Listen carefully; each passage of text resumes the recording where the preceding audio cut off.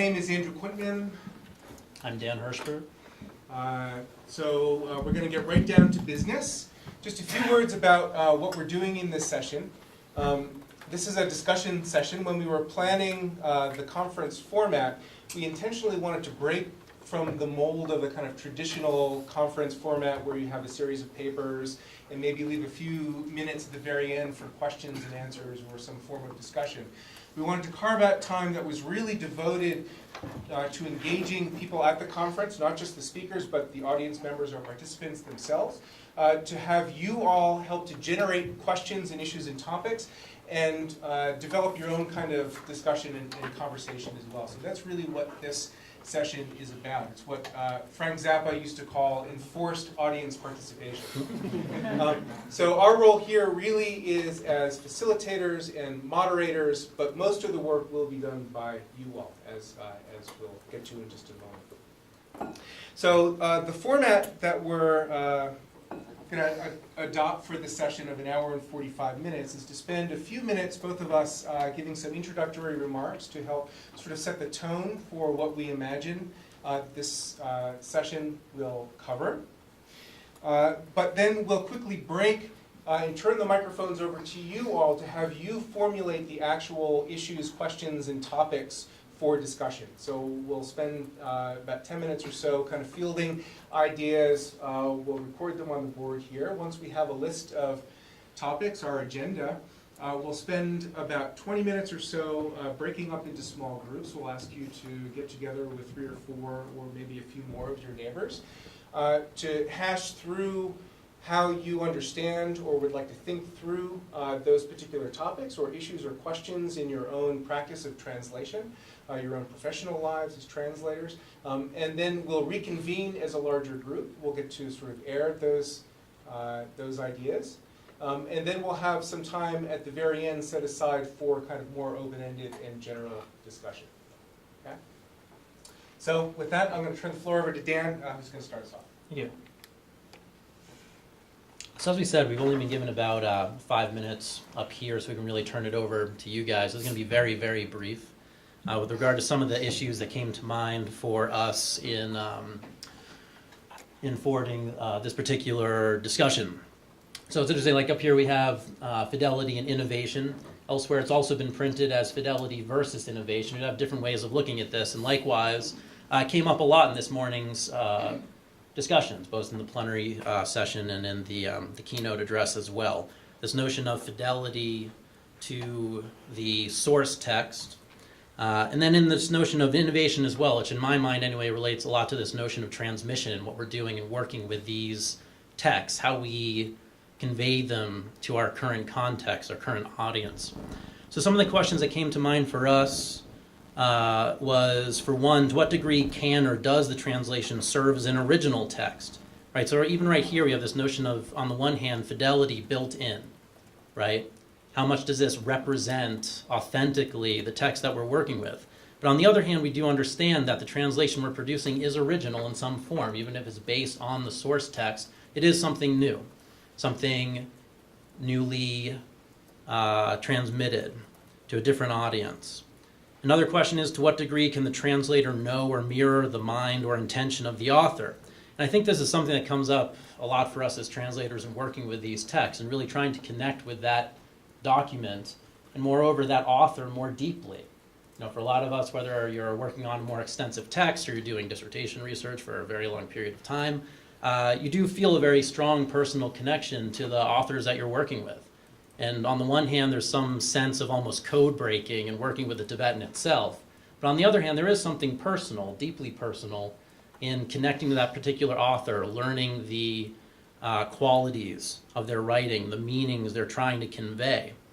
And so when Woolston was speaking this morning and talking about some of that process of how to do this authentically, so he asked, how can we place ourselves on the same axis as the author such that we can become an extension of the original author? For him, he spoke of bodhicitta in particular, and working with that fundamental intent to transmit that text authentically with fidelity, right? And then Carl, I thought, even took it a little bit further when he's talking about, using this type of non-dual Dzogchen language this notion of revealing rather than creating, right? So as translators, are we creating a new text? Are we revealing a new text? You know, the way that Carl put it in this, and placing an emphasis on the revelation rather than the creation, is that you have to get the self out of the way. We have to get ourselves out of the way in translating these documents in order to do that authentically. And yet, on the other hand, our current person, our current context is essential, right? We speak in the language of our present. And so in working with this notion of revelation in particular, I think it really starts to move into this notion of transmission and innovation. And in my mind anyway, in thinking about this, treasure, as it often does come to mind, the notion of treasure recovery. When you look at these texts and really start to think about what these treasure revealers are doing, they're not just drawing upon, in some cases, old sources, old documents. They're not just sourcing an array of documents that are available to them, but they're also using their own language, their own time, to expand upon these particular texts, these particular narratives, these particular doctrines. And so one question that comes to mind for me, and one that seemed to be on the edge of some of the conversations we were having this morning, is this notion of what we do as translators. On the one hand, there's working with individual terms and trying to find accurate translations. But in terms of transmission, what is our responsibility? Where do we find the line? Where do we draw the line with regard to what we contribute to these texts? On the one hand, we often make the assumption, and this is kind of standard, that we shouldn't add anything to it. That'd be the worst thing that we could do, apparently, especially from the perspective of self. But on the other hand, what we see in the process of textual creation in Tibet, in particular, which is the only one that I can really speak to since I'm not a Sanskritist, is the integration of all these other sources and also one's own writing to elaborate upon these particular texts. It's part of what makes it a document. That's part of what makes the Padmasambhava literature so rich. That's why we have so many katang, so many stories of Padmasambhava.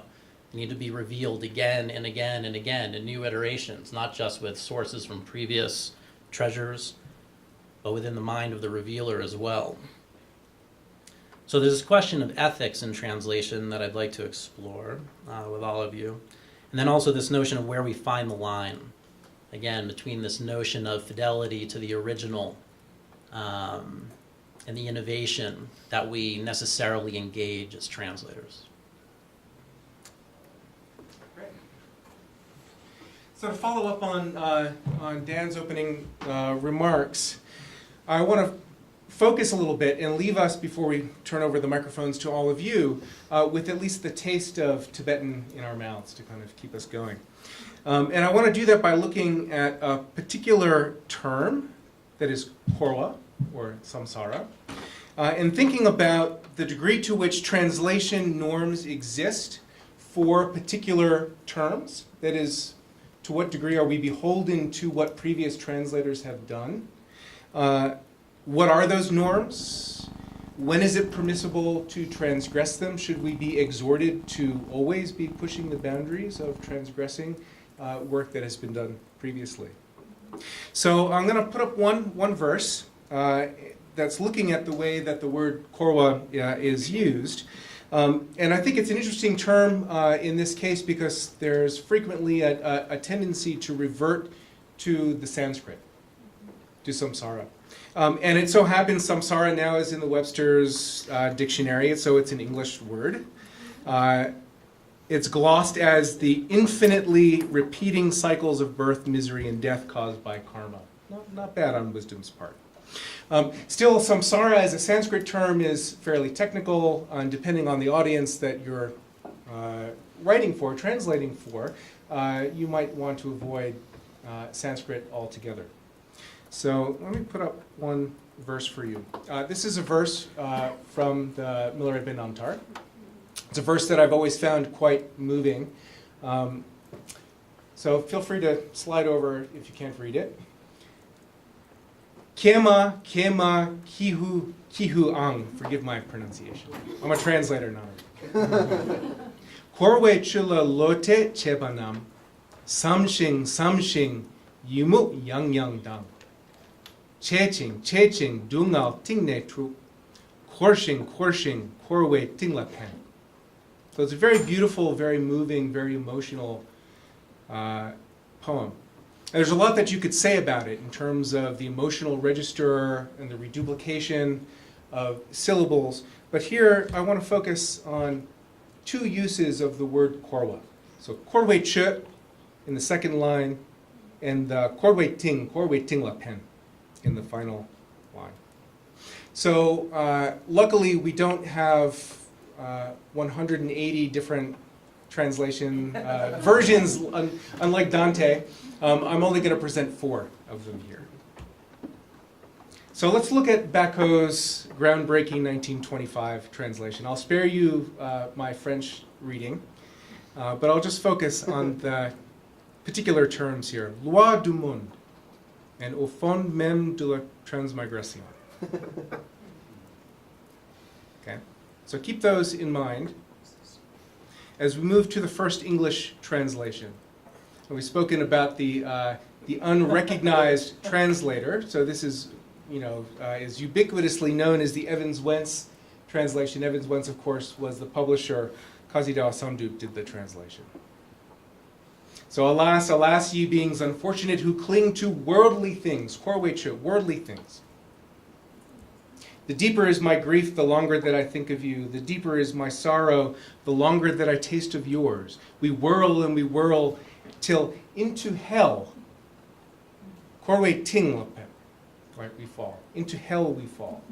So it's striking that he translates korwa. First, we might note the fact that korwa is translated differently in both lines. This is something that we're always faced with. When do we change our translation term in the target language for the same terminology in the source language? You might question the use of hell for korwa here, but it certainly captures the kind of register that this entire translation was done. It has this kind of biblical flavor to it. Lots of these and thous and thuses, as Susan pointed out this morning. Lobsang Lumpa's 1977 translation, alas, alas, misery, misery, when I think of those who trust in worldly things, there's worldly things again, or which I'm filled with sadness. To indulge in worldly things stirs up misery at its very source. Swirling continuously, one is thrown into the pit of samsara. So hell has been transformed in this next translation into samsara. And I think it indicates a certain sophistication on the part of the readership by the late 1970s when this was published, that someone could translate the term samsara in an English text and many people, if not most readers, would understand it. But there was a conscious choice. Okay, I'll bring up one final translation. You have me to blame for this one. Alas, alas, I me, how sad. People invested in things of life's round. I reflect, and again I despair.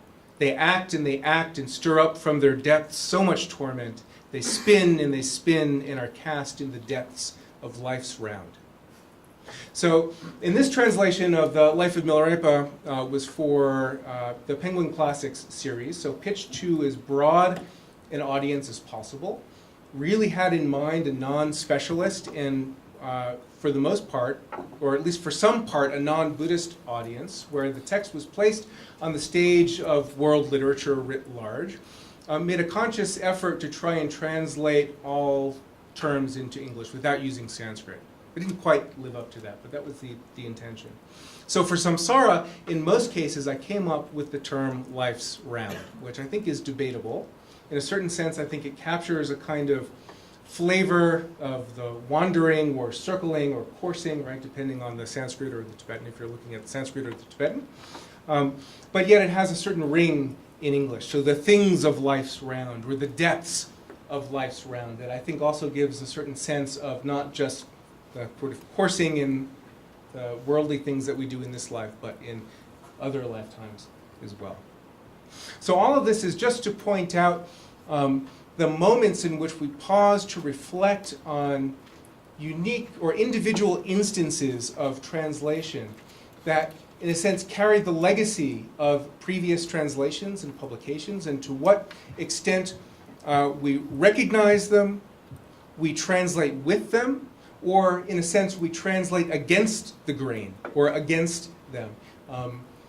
Maybe for a different audience, maybe for a larger audience. Okay, so I'm going to leave you here, not with me, but with Justin Miller himself. And I think with this, shall we turn the microphones around? So what we'd like to do is to hear from you all what sorts of issues you feel are most important, most pressing in your own work, in your own practice of translation, to bring to the table. Don't be shy, and you have to speak loud. There are microphones around if you want to wait for the... Do we need to wait for the microphones? Can we have people just shout it out? You want them? Okay. Yeah, I just have a short remark, like Vance, in the second time, he translated Corveting as hell, and not only Corva. Yes. So yes, no, like I know. that's a difference, No, I understand that. So probably he thought, it's the real bottom of samsara, and that must be hell, but I think it was a wrong analysis anyway, but I see how it went, No, absolutely. No, I agree with that. But it also, the choice of translating that as hell was not only a choice, but it reads in a certain register, right? And that itself was intentional. So I'm not saying that it's incorrect. I actually think that this translation, that Dao Samdup's translation, Evans Wentz's publication, is given a kind of short shrift. It has a certain beauty in its own sense. Well, it was definitely a very well-chosen example. Thank you for that. Thank you.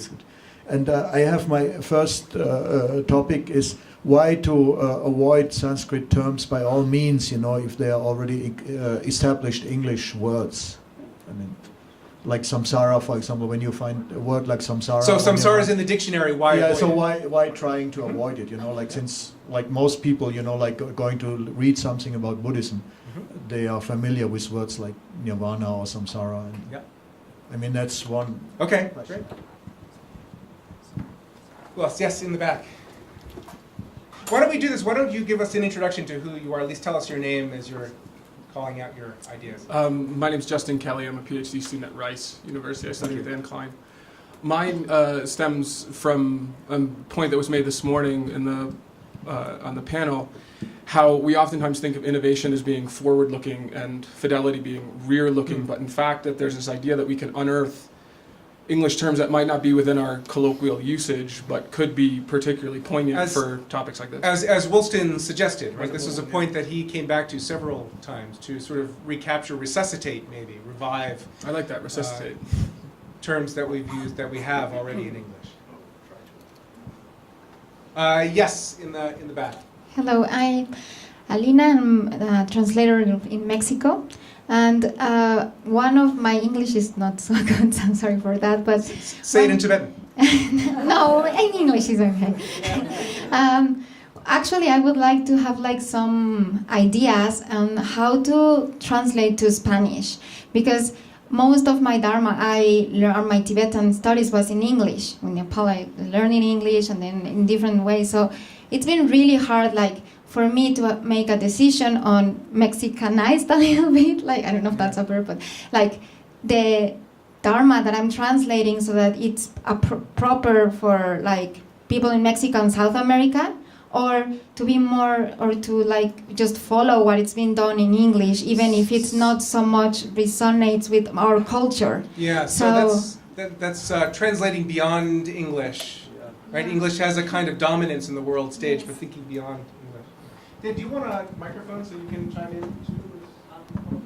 Yeah. Yes, over here. One, then two. Hi, my name's Annie Bien, and I translate for 84,000, and I also am a poet, so I've had poetry published. So would you mind flipping through those examples again? Just which one? All of them. Uh-oh. Just quickly.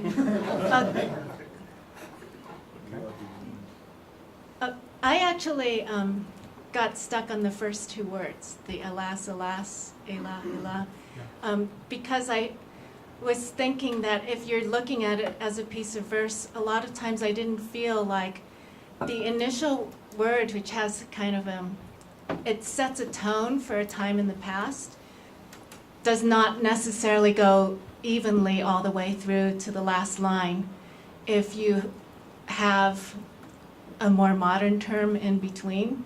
And so trying to find, I think it was what this morning when she was talking in the lecture about Seamus Heaney having such a successful version of Beowulf, and he talked about style, finding the style and finding Yeah, and the it's tuning fork. Yeah. Yes, and I feel like for me, when you look at a piece of verse, that it has to go all the way through from the beginning to the end of the Okay, so stanza. consistency. So is this consistency and initial tone, consistency. and I kind of, and that sort of threw me off looking at what you actually are focusing on, unfortunately. But I think that also should be taken into account, that the consistency of tone should be, so that something doesn't stand out and you stop reading it. Okay, thank you. Yes, please. Hi everyone, I'm Tulku Tenzing Gyurme, and I'm here with my friend Jabba. We are from Sergei Monastic University in South India, and we wanted to thank the Tsadra Foundation for inviting us to this conference. And as for myself, I have been studying in Sergei Monastic University for last 27 years, and I've almost completed all my Buddhist philosophical studies, and same is with my friend.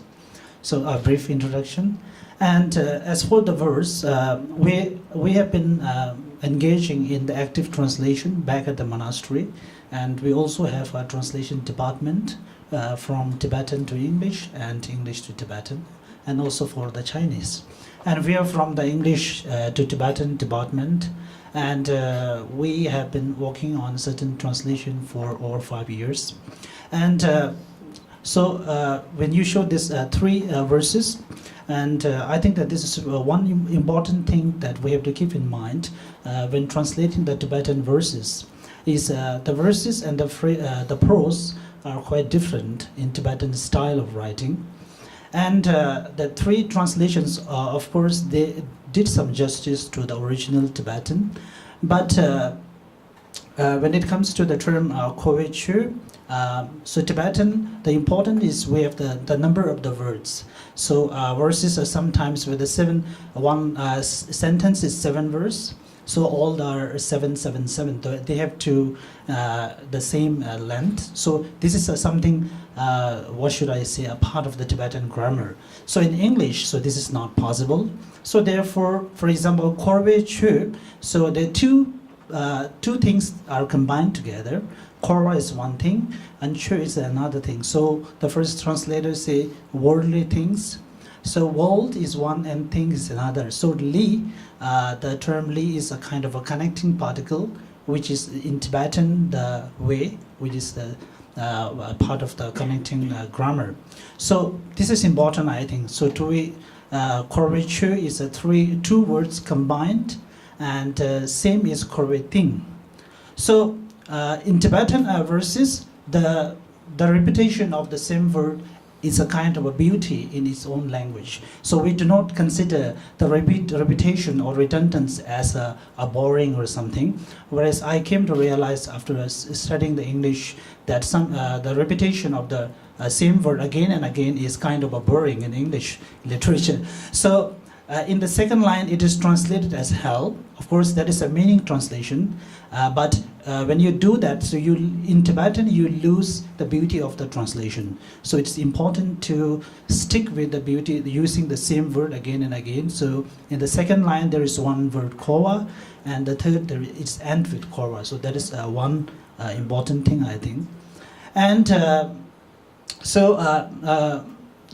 my challenge, what I think is, for the translators, we have to really work hard or try as much as possible to stick as near to the original Tibetan translation. So when the Tibetan translators translate from Sanskrit, most of the translations were literal translations.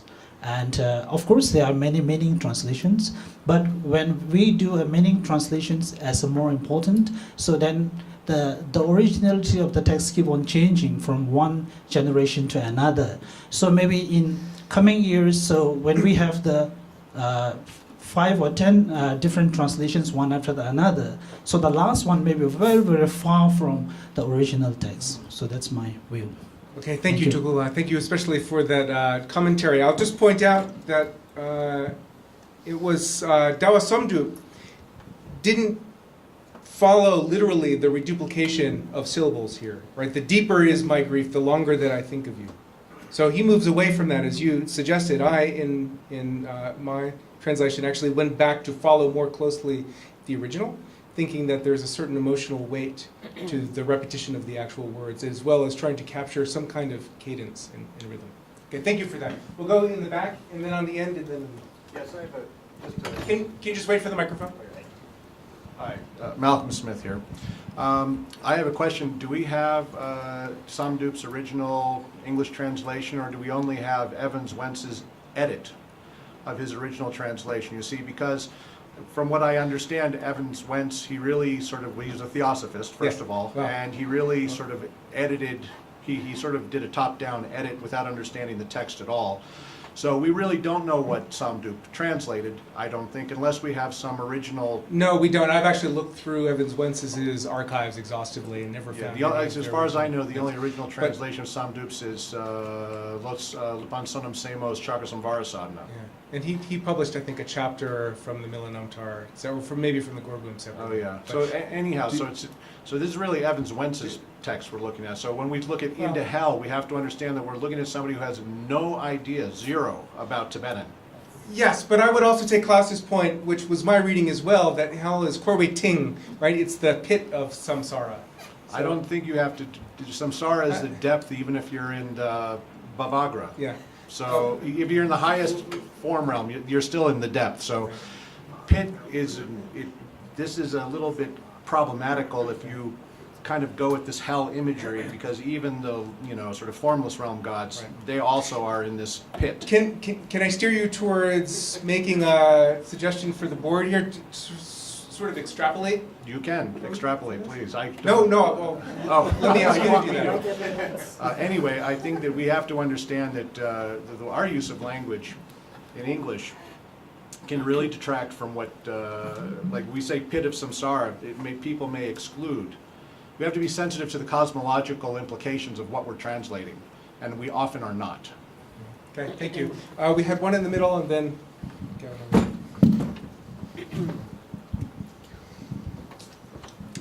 Hi, my name is Adam Cain. I am graduate from Ranjang Yeshe. I work for Pundarika Foundation and Sokni Rinpoche and various other Kempos for written and oral interpretation. It was just something I'd like to explore is to unpack the notions of fidelity and innovation a little bit, especially in terms of Anne Klein's remark on functional symmetry, which is something that I struggle with and think about a lot. So if fidelity might not just mean towards the words, it might mean towards the functional impact, the intended impact, the style, the vibe, and so forth. So it'd be interesting to expand that notion. And likewise, innovation also could be syntactical innovation, could be poetic innovation, could be even creative innovation, putting something into verse that was in prose, or vice versa. Okay. So both the stylistic and the content aspect of innovation. Okay, thank you for that. There was one on the end here. Let's go there first. He was waiting patiently. We'll come back to you. I'm Gavin Quixote, and I work for the Institute of Tibetan Classics. I think the topic I would be interested in is what I could describe as getting in touch with the original author, getting in touch with him as a person, there's a human being there. He wrote that, and as she said, there's a sadness in that verse, and I think how important it is first and foremost to get in touch with the sadness that that author is expressing, and from that comes the translation, and the beauty and the sadness of that verse, I think, will flow from that. That topic. Thank you for that. Can I just also, as an addendum, raise the question of whether it's ever possible to get in touch with the author, or in this case, even know who the author is? We have an attributed author, Mila, but no, I understand. The author is up there. Yes. He's there. You don't have to go do research. He's there in that verse. That's the author. Yeah. Well, yes. That was precisely. Thank you. Yeah. So, go ahead. Elizabeth and Judith. I'm Elizabeth Callahan, and I'm a translator with Tsadra Foundation. And I actually just want to follow up a little bit on the innovation and fidelity points that last two people brought up. And with fidelity, there's many ways to get into exploring what that actually means. So Gavin, you just brought up one way, and I was thinking a little bit more, and maybe what Andrew you were thinking of, which does involve research, like reading an author's collected works, selectively. Obviously, you can't read all of it, but that relate to the topic, or other people that he may have drawn on that were influences for his work. So this is a way of getting in touch with what you might say is the fidelity of this text or this subject. And then the other part about innovation, I was thinking this is a little bit different than the way we usually think of innovation, but maybe there are ways we want to be creative in English that reflect that this is a translation. So for example, in the beginning of this, chema, chema, chihu, chihu, why not keep that in phonetic Tibetan? So you have these come up a lot, that's chema, it's quite familiar, or emaho, and people who read in this literature become familiar with that. So that's, in one sense, that's innovative. And it also connects you with the language and the culture from which this is coming. So anyway, I think there are things about other examples we could give and draw on, and maybe pros and cons we could discuss about that too. Great, thank you. I'm Judith Zimmerbrand from Naropa University Religious Studies, Buddhist Studies. I wanted to put one other thing out, and that has to do with, on the topic of innovation and fidelity, so many of us work in collaboration with others, and I'd like to draw a little bit on the conversation last night that was such a stimulating beginning of this conference about how we could find collaboration partners to help us explore innovation and fidelity, because each of us have a kind of bias and blind spot about what that may be. And I felt that that particular conversation last evening on the whole issue of when Jimpala and Don are talking about how Jimpala wanted to have it express in English, and Don being much more conventional, wanting to be close to the text. And I think that kind of translation committee model and collaborative model is a beautiful way for us to identify where we may be stuck in terms of our training, our orientation, our sociocultural location, and how we could come up with the very best of translation methods through collaboration and working on a translation committee. Wonderful, thank you. Should we do a few more? Yeah.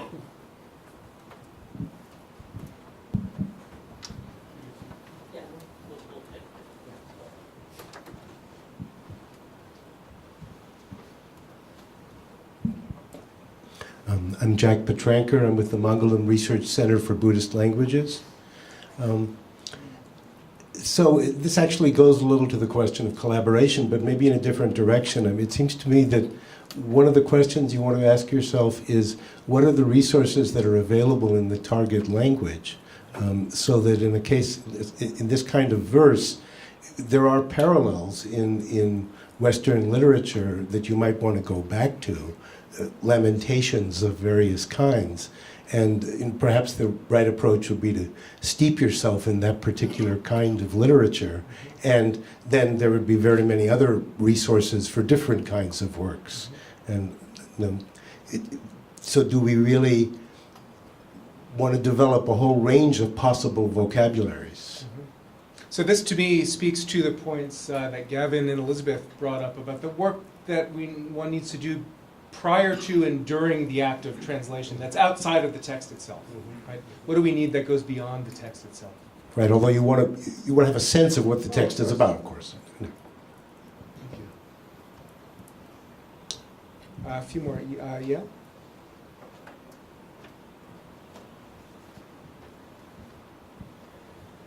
Well, I don't know if it's appropriate, but my question is about translating to languages other than English. Yes. And I see I have one colleague here, but it's you need to innovate a lot when you translate into a language like as Hebrew, which is the language that I'm teaching in, and especially when I was the first person to teach Tibetan in Israel, and I would like to learn from other people's experience about innovation of terminology. I don't know how many people here. So, great. And this goes back to the point that was made about translating into Spanish also. So, thank you. Hey everyone, I'm Rory Lindsey. I'm a PhD student at Harvard. So my question is, if we're talking about fidelity, we also have to ask fidelity to which version. So I'm curious, when we're looking at these different translations, are they using the same text? And if we have a lot of different witnesses, how do we adjudicate which one we go with? Do we need to create a critical edition, or is there one we just default to? Or I think these are things we have to think about if we're talking about fidelity in particular. Great. Thank you. Yeah, I'm also interested in conceptual innovation. My name is Dominic Smith. I'm a teacher at Utah State University, and I just published a translation of a long Shastra written by a Tibetan in the 11th century, and it's just incredibly challenging. And one of the things that I faced was metaphor. Just when does metaphor, because, if we, at least in my higher education, I've developed an appreciation for metaphor as a site of meaning making, as where meaning is really pulls something new out of the hat for you. And oftentimes, in Tibetan, the metaphors, if they're translated literally, won't make sense to an audience. So in some sense, I wonder about how much freedom I have. Instead of saying something like, among all the higher and lower views, can I just move to hierarchy? Can I say amongst the hierarchy of theories? Just little things like that, I think, offer points where we get away from the kind of literal verbiage of Tibetan, which has its merits for certain, but we get into maybe a more elegant articulation, and we get a little bit more confident about our own transmission. We have to, in the West, if we're to really assimilate the Dharma in any significant and meaningful sense. Okay. So metaphor as a site of whether or not to interpret literally or figuratively. Great, thank you. Do we have one more? Someone? Yes. My name is Chris Stagg. I translate for Natarta Institute and for Nalanda Bodhi under the direction of Dzogchen Pola Rinpoche. What I wanted to say is echoing a little bit of what Elizabeth was saying, that using an older form or more original form, such as Sanskrit or the transliterated Tibetan, is a form of innovation. And I'm personally in favor of using the Sanskrit, and having sort of grown up with the Nalanda Translation Committee's translations, they use a lot of Sanskrit. It's sort of beholden upon the new student to learn a lot of new vocabulary. But in the end, like if you take, for example, Dharmakaya, is it really helpful for a new person to see form body rather than Dharmakaya? They have to learn what the whole meaning behind what Dharmakaya is. So I'm in favor of Sanskrit personally. Thank you. Shall we make a pause here? Do you want to read off the topics? Do you want to allow people to group themselves?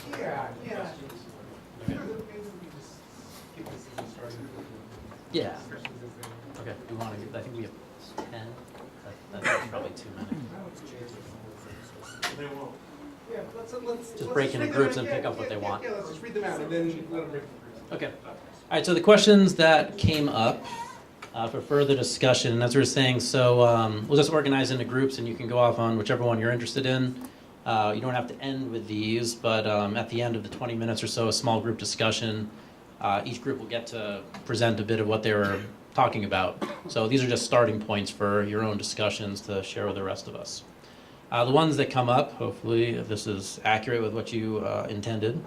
Why avoid Sanskrit if it's already in English dictionaries? This issue of, or the opportunity for the resuscitation of the target language in translation. When most Tibetan is translated into English, how do we work with Tibetan in translation to other languages? Relying on the aesthetics of the original. What if, or what is fidelity and innovation, or the range of meanings with regard to each of these terms in the translation of Tibetan in particular? How do we get in touch with the original author, and is that possible? What does that mean? The role of collaboration in both fidelity and innovation. The broader use of target language resources, literature, and so on. Fidelity to which witness? So if there's a range of texts, which one do we rely on as authoritative?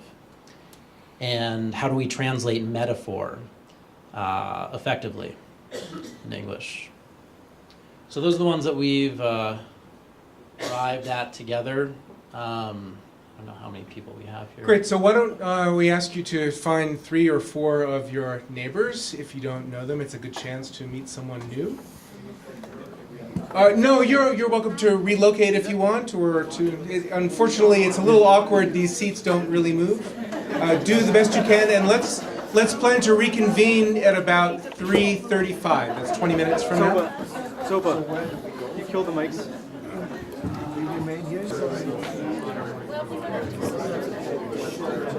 Okay, so now we're going to have some discussion together again.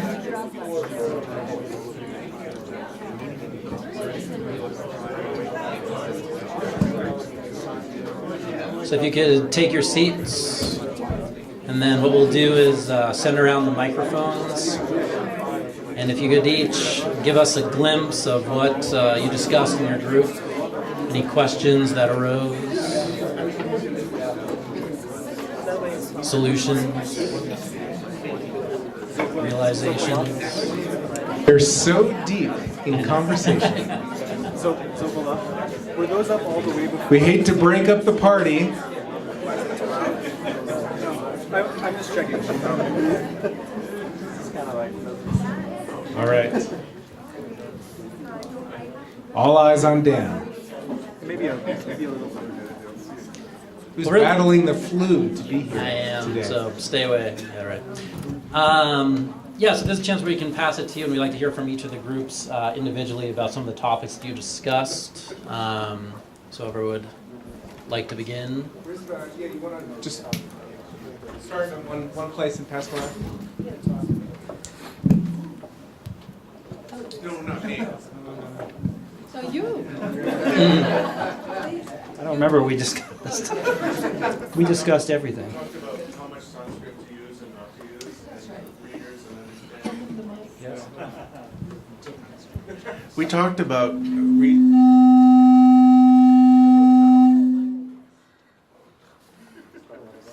It likes you. We talked.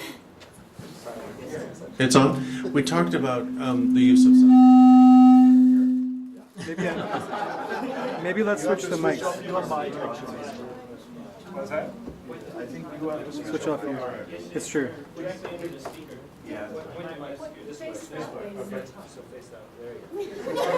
talked about various points of view on when to use Sanskrit or not to use it, including traditions within the transmission of American Buddhism that have arisen, and who your audience is, whether the use of a Sanskrit word will indicate a special meaning that the English word might not indicate, or whether it would just confuse new readers. We talked about a little bit about metaphor, not really metaphor, but imagery, and don't think any of us are too free in altering the imagery that we do.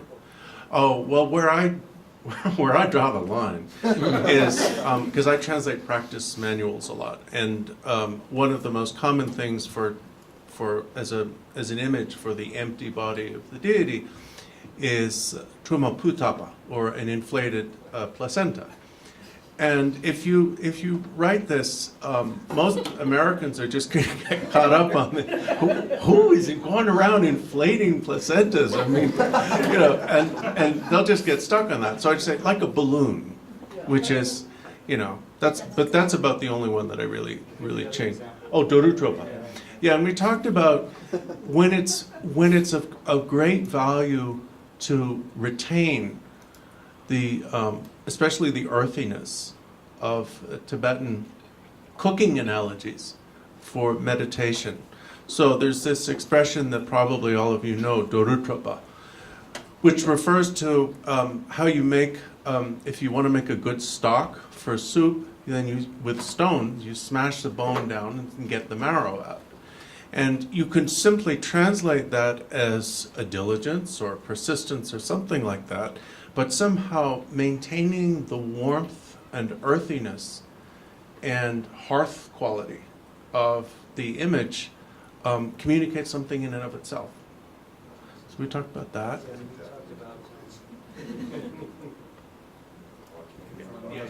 The other thing I remember we talked about was directly picking up on your question about in this verse whether you have fidelity to the term korwa in this case, and picking up on what a couple of you were saying. I think in a case like this where it's clear the author used the same word and that word couldn't have a different meaning really, it makes sense to keep the same translation, whether it's life's round or samsara. Whereas in other contexts, there are contexts, oftentimes more in prose, where the same word in Tibetan will be used 10 times, and yet you know it has 2 or 3 different meanings or valences, and it's appropriate to translate that word differently, even within one paragraph, if it's clear and if the English meaning is clear, that it means these different things in these different contexts. So you have to know the language well enough and know the genre well enough to know if the word has multiple valences or not. But in a case like this, with korwa, I think we all agreed. However you translate korwa, you have to translate the same way in both cases. And we also, I like Malcolm's comment that for korwa ting, you can't say hell. To say pit of samsara or something to that effect makes depths of samsara makes the most sense, because you're right. Even in the point is even a God realm is you can be in the depths of samsara. That's the ocean reference when we say ting. Yes. Yeah, in the depths. Yeah. Forget if there was anything else. Great. Thank you. You want to pass the mic?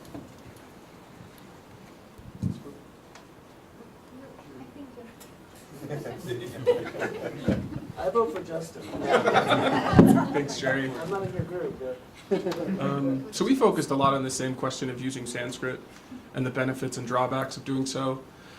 How, experience near, these are my words, experience near and experience far, it makes the text for the reader. Questions of who your readership is will inform that. We kind of came up with, although there was no clarity in a particular view, perhaps I was playing devil's advocate, so that might have been my fault.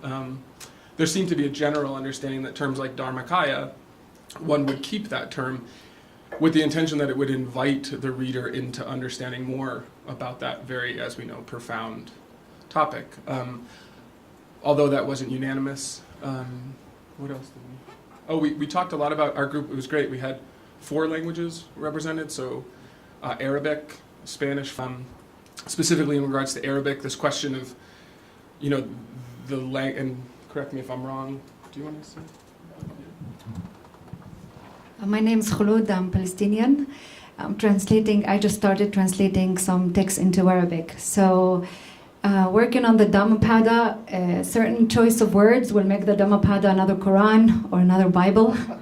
So it's very tricky, and especially with the huge movement of atheism in our world and so much anti-religion, I don't want to scare them away. So shall I invent a new secular language, or shall I overwhelm them with Pali words, Sanskrit? I don't know. So, but somehow I try to find some balance. So that's the trick of using different kinds of words. Even if I have 10 words, I still need an 11 word that would work for Dhammapada. Thank you. And maybe just finally also the usage of footnotes and endnotes and how that affects the reader's interaction with the text. That was a topic that we were visiting. Again, no conclusions.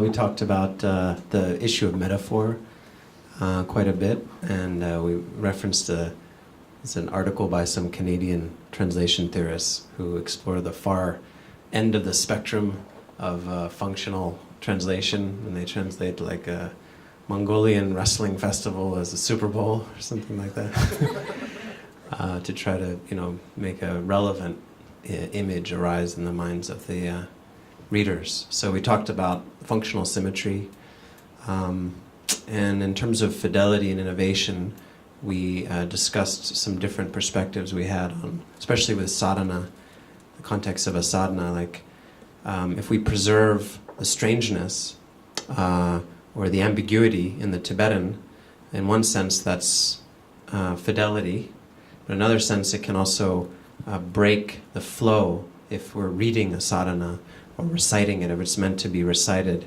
and there's suddenly a really obscure word or reference or metaphor in the middle with a big footnote full of tons of interesting information about something culturally strange and unfamiliar. It can break the whole flow of what that poem is trying to do functionally to the reader or the sadhana, either individually or in a group, and how it's interesting. Some of us preferred maintaining the strangeness and the weird, unusual references, and other of us favored kind of ironing them out a little bit so that there can be a more continuous experience while we're reading. So that's pretty much what we discussed.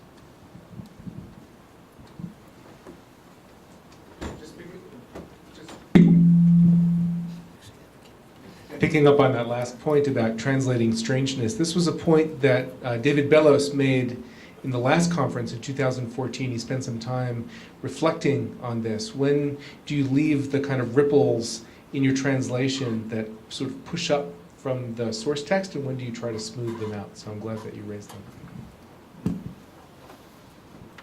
Well, we started off discussing a point our Geshe from South India raised, and which was unfortunately not written down on the blackboard, but it was about the function of metrical texts, and that we should appreciate by all means, like the rules and regulations of Tibetan meter, and we should appreciate also like Tibetan poetic figures, and know what it means when you have an alliteration or when you have a repetition, and we should pay attention,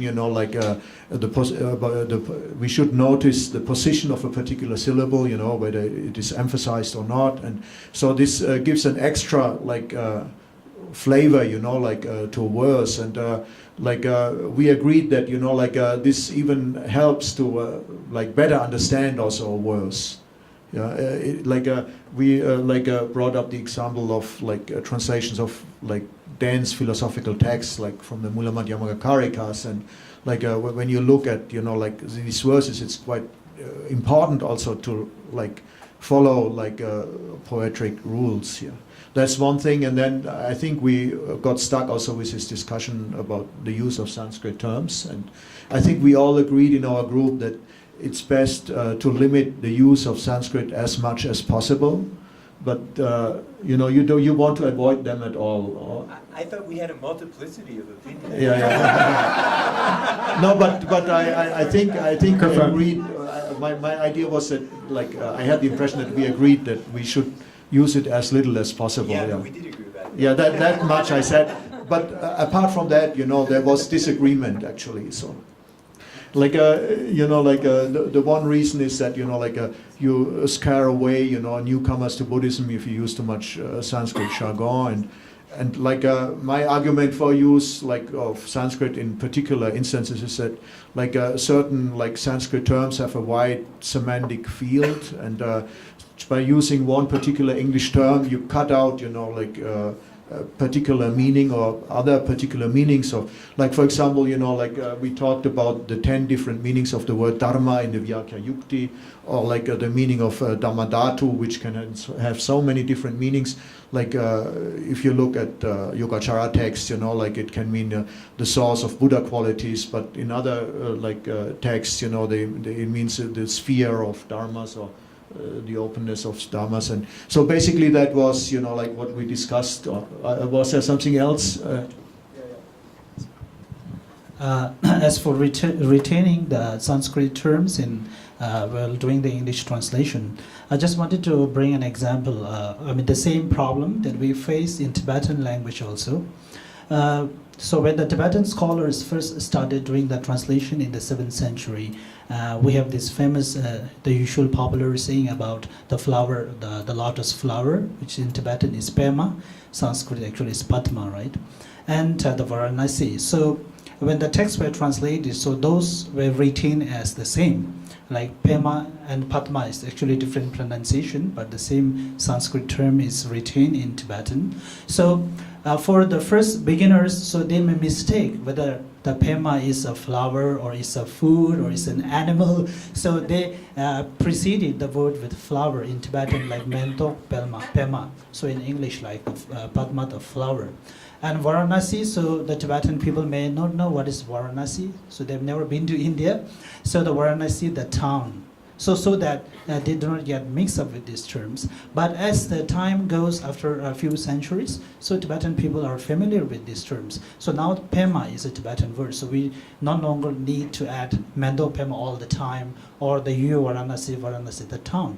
So this is one example that some important the terminology in Sanskrit is still retained in Tibetan. That's one thing. And of course, when you do the mantra recitations, we used to recite all the mantras in Sanskrit. And some says it's more blessing or more merit. But I think we are trying to stick to the originality as much as possible. That is one thing. And nowadays, in new 21st century, when Tibetan, the language, we need, when the modern scientific terminologies come around, so Tibetan scholars says a very difficult term to invent new terminology for the modern innovations, and the most common was computer. So some says Lokle is a kind of a brain machine.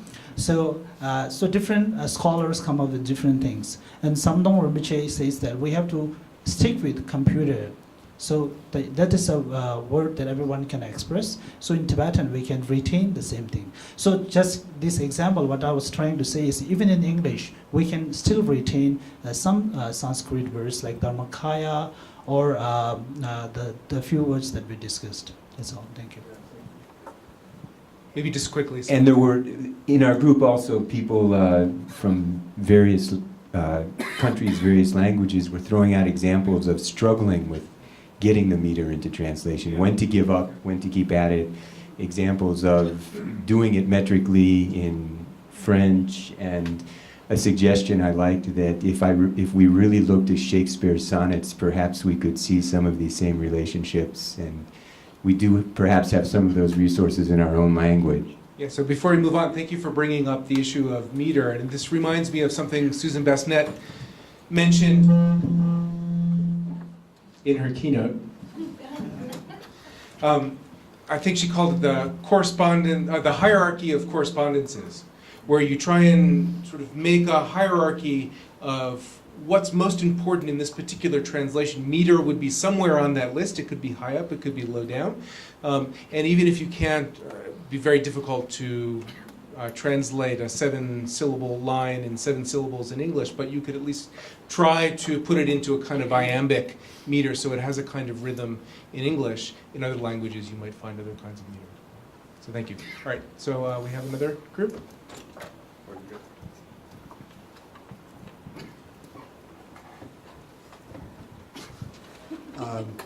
We discussed, what did we discuss? We primarily discussed where does the translator draw the line between what's literal and what's innovative. And I don't think we had complete agreement. I think a lot of it had to do with the type of text that was being translated, with more liturgical texts being more literal and more literary texts having to be somewhat less literal. We briefly discussed various aspects of how many Sanskrit words are allowable. Somebody thought 20 should be in every book. I'm not sure there was complete agreement about that. What I said is that every Buddhist should know 20 Sanskrit words. Excuse me. What was said was that every Buddhist should know 20 Sanskrit words. I suspect there's probably some people in this room who know more. And that they should be incorporated because, well, A, many of the Tibetan texts came from Sanskrit, and B, to try to put a Sanskrit word into a single English, I think that was already brought up once, just doesn't quite get you there. That there were not really good correspondence for large numbers of Sanskrit words, and of course the same thing is also true for Tibetan words, where there is no single correspondence, and I think we saw that in the translation of these 4 lines. I can just add one thing. I can only think of one reason not to use samsara in a translation, and that's if you're convinced that your audience is going to think that you're plugging Garland Samsara perfume.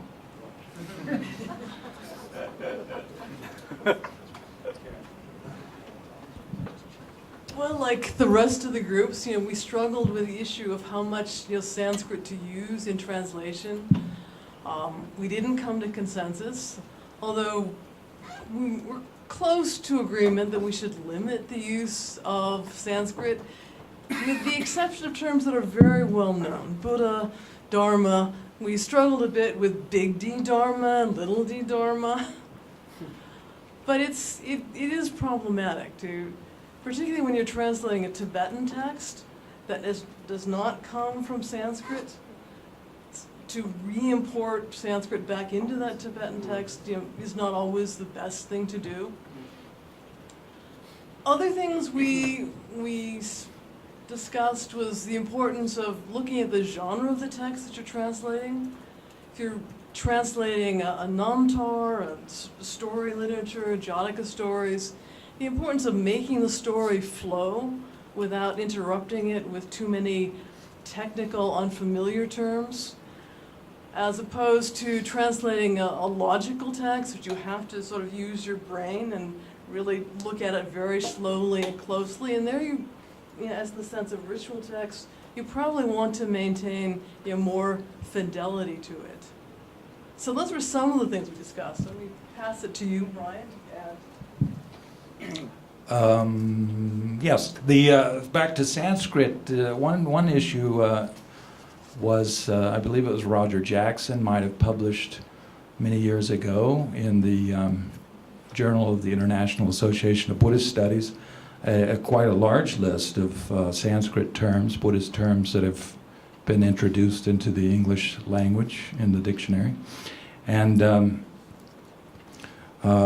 a volume that I was involved with long ago, we chose to use that list as a guide for us to, those were the words that we would use in Sanskrit. On that issue, if we're translating in Tibetan text, but we want a text that can, if we're thinking about readership, and we're thinking about Buddhist people who have interests in Buddhism that may not be particularly focused on Tibet, but say are Chinese Buddhism or Japanese Buddhism, something like this, using Sanskrit can actually then bridge some communication between the texts. So that, Dharmakaya is a word that people who do Chinese Buddhism would understand, people who do Japanese Buddhism, Tibetan Buddhism, and so on. So that's something that we discussed. But we are also, outside of the Sanskrit, we also picked up on this first line, kema, kiu, and how to deal with that. Tupten, I think, did you have something you wanted to say about that? I just said we have two different words, Kema and Kehu, but in the translation that you showed, there's only one word, right? Alas, for both of these two different words. The different translators treat it Right. differently. In those three different translations, I think we have got only one word. Alas is the only. So what I was wondering is, can we find another word for Kihu? Kema and Kihu, these are two different, right? So there could be slight difference. Yes.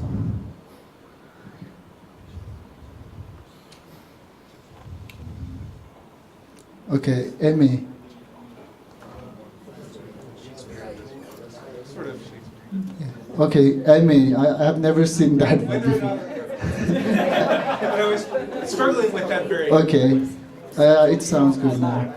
I thought, if there's... Well, that's actually oi and oive is something we discussed. But then there were issues with that perhaps having its own cultural context. The oh dear or oh my or something like this. But I think someone had raised the issue of maybe keeping it in Tibetan. We didn't discuss that, but if I was just to think about it now. That there is something to be said about that, but at the same time, if I was to keep that in Tibetan, then I would keep maybe what would be the argument not to keep the whole thing in Tibetan. At a certain point, you want to try to communicate something with that. I would think in that first line, even if those words are themselves a kind of strange Tibetan, But anyway. So how many more terms do we have? One or two? All right, let's make sure we move forward. and also we discussed whether there is... Very quickly, because we have two more groups. We have Okay, to fine, before we just break. leave it.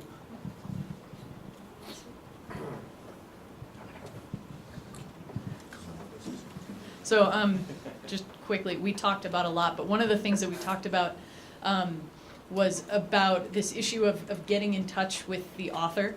And we talked about, if you're translating something by an author and you have access to their sungbum or access to multiple texts that they've written, the more you can read and the more time you can spend with that author, the more you can kind of get inside of that author's head, so to speak, and the more things start to make sense. And one of the things that was brought up was, sometimes when you're translating, you get to a passage or a phrase or a sentence or something that doesn't seem to make sense. And we talked about how, if it doesn't seem to make sense, it's probably your fault. It's not the problem with the text. And if you can get to know the author better, if you have the means to do that, that can be an entry point into trying to make sense of things. And you should say something about that before. In case it wasn't suggested in my question, I think that metaphors in Tibetan literature should almost always be translated as literally as possible. I think there's a lot to be gained. There's a big difference between the inflated balloon and the placenta thing. I think the placenta thing's way more interesting. I think there's something, I don't think English-speaking audiences need to be, I don't think they need to be shielded from that. I'm also okay with turning dyads into single terms. Jokur could be distortion. Langdor could be bias. Tunmengitawa could be hierarchy of theories. I think that's perfectly acceptable and innovative, and yet at the same time faithful.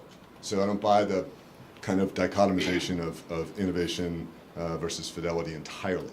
But yeah, I say stick with the metaphors.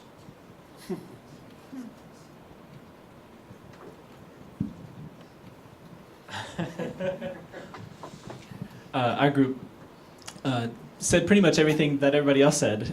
Plus, I think it sounds like most everybody in the room are on the same page, at least in terms of not agreeing on whether we should use Sanskrit all the time or not. One thing we definitely talked about was how it really depends on who the audience is. That was certainly a point that's been made across the board.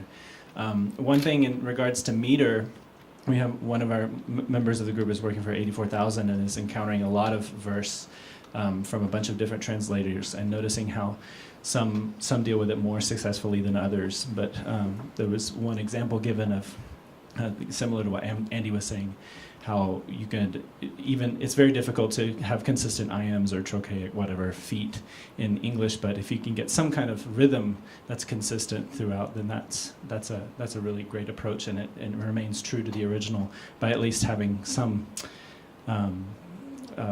correlation to a feeling of verse. Did I miss anything else? The only thing that we talked about that I hadn't heard yet was new technology, possibly fostering innovation in the sense that when you have reader software that allows for footnotes or glossaries to pop up right on the text, it might be more of a temptation to be innovative with the translation if you can explain it right there. If you can explain your rationale for it.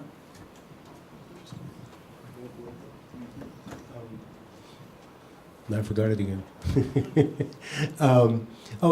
When you have collections of texts in particular, so if you think of the 84,000 as a collection, or other the treasury of knowledge, for instance, how important is it, or wouldn't it be desirable, or could it ever be done that you would have consistency of translation across the different texts? Which is difficult because you're going to have different translators, but it's something to be it's a desideratum if we could do it.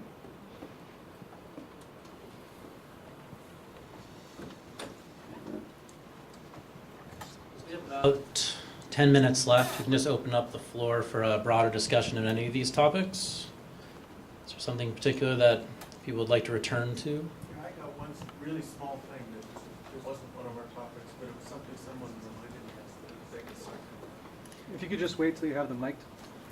Yeah, someone mentioned footnotes, and one of the things that we tried where I was doing a lot of namtars and namtar type stuff is side notes, because footnotes will break up the beauty of the text, like it's starting at the same point in the page and ending. And endnotes, I don't know about you, but I don't read them. I read a few of yours, but that's about it. But side notes. Now, side notes also limit you to the amount of you can put in them, which means you have to write more front and back matter. But anyway, that was it. I think it's an interesting question, too, between this notion of reading digitally, as was suggested, and kind of the old school version of analog text. There are a lot of new opportunities we can start to think about of how to embed additional information. Then also with regard to genre, right, just what you were saying with sadhana or something, you don't want to distract from the main drive of that practice, how evocative it is and such. But then in a narrative, of course, you can include all that extra information and likewise provide the opportunity for translators to really explain their choices. So picking up on the theme from earlier today on the use of pronouns and fidelity to, I think there's an interesting question about trying to accomplish a certain fidelity to the type of pronoun that's implicit. And I'm thinking specifically of sort of a generic pronoun one. One may think, one might do this, which is sort of very abstract, and as opposed to you, which is very personal. And I think some texts actually use both. And even though the pronoun's not there, there's an implicit one more generally, and there's a more intimate you should do this. So one might think one could do this, but it wouldn't work, so you should do that. So that's an attempt to have some sort of an interpretation, but a fidelity to what you think, what you interpret the author to be implying as a pronoun. Thank you.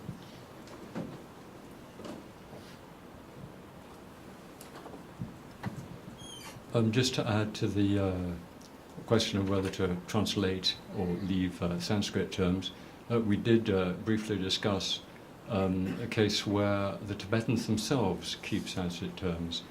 For example, instead of saying tsaruma, they'll say awaduchi, or they'll use a term like kapala instead of turpa. I think it was generally agreed that in that case we should keep the Sanskrit terms because the Tibetans themselves clearly had reasons for using the Sanskrit. Though personally, I find I sometimes wonder what those reasons were. They're never particularly clear in the Tibetan text why they've decided to keep a Sanskrit term. It may be just stylistic, but I don't know. Anyway, it's just that point.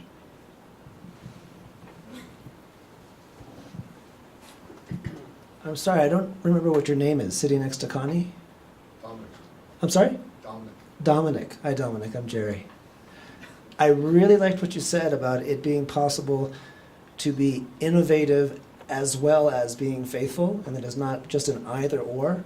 That gives me a little bit more courage in my translation, so I wanted to say thanks. Yeah, coming back to your remark, I don't know, it came from this corner, that it is innovative, to translate 2 or 3 Tibetan syllables with one word. And we should remember, that Tibetan and English belong to 2 different language families. And Tibetan, is an agglutinating language. That means, you have monosyllabic structures which cluster, and form a unit, like a word, which in our Indo-European languages, is just a simple term. So I mean, it would be still an expression it would be fidel. You say fidel as an adjective. You would apply fidelity. Yeah, faithful. Yeah.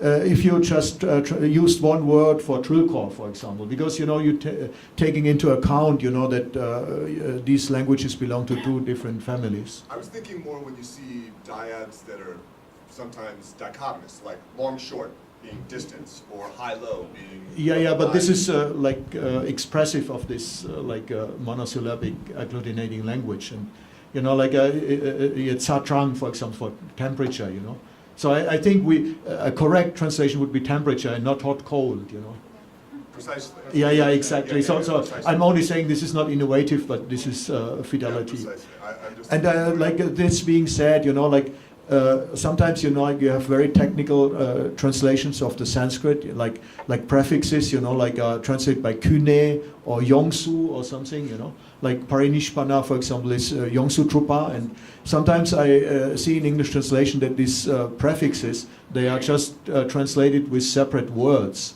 But we should remember, that these are very technical Tibetan translations of Sanskrit terms, and with the prefixes. And we should consider that the prefixes in Sanskrit have a particular function. The grammarians say using a prefix is using. It's like putting salt, to water. It's just changing a little bit the flavor, of the verb. So it would make much more sense, to just use one word, for something which has been technically rendered with independent Tibetan word for a prefix. Thank you.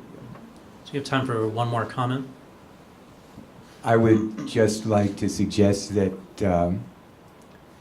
perhaps translating Truma Bhutapa as blown up like a balloon is actually more faithful, because the blown up placenta is so strange to the experience of the Western ear. Say that again?